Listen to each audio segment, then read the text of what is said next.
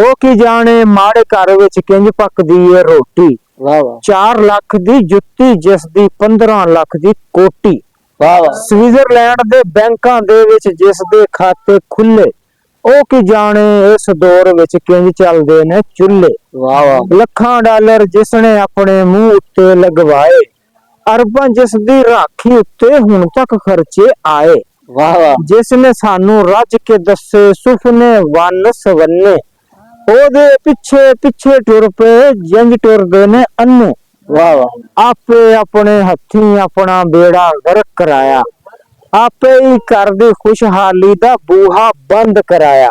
वाह वाह एक दियां चुन्नियां अखां अगे पट्टी वाह वाह मोटी, एक तमाशा वेख रिया है हाथ विच फड़ के सोटी। वाह वाह साडे नालों यार हकीमा चंगे बंब मिसाइल, ना उन्हां दा जी ललचावे ना ओ बनदे साइल। वाह वाह मजदूरां दा टुक्कर खा गया महंगाई दा कुत्ता, सूरज सिर ते आन खलोता पिंड अजे भी सुत्ता। कौन जगावे सुत्ते लोकी केड़ा देवे बांग, है कोई बाबा जेड़ा आवे हाथ विच फड़ के डांग। वाह वाह अपने आप च बैठे बैठे बन गए रब वडेरे, गिरजा वर्गे लीडर साडे रहिंदे चार चफेरे।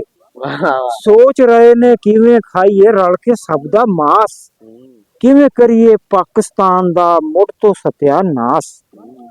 सुते लोग जगाण लई हुण तक जिन्ने लोकी आए, जेड़ा उठिया ओने ओही सूली तक अपड़ाए।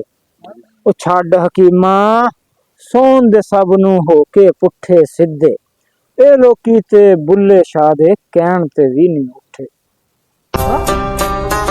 खुददार मेरे शहर का फाकों से मर गया, राशन जो आ रहा था वो अफसर के घर गया। चढ़ती रही मजार पे चादर तो बेशुमार, बाहर जो एक फकीर था सर्दी से मर गया।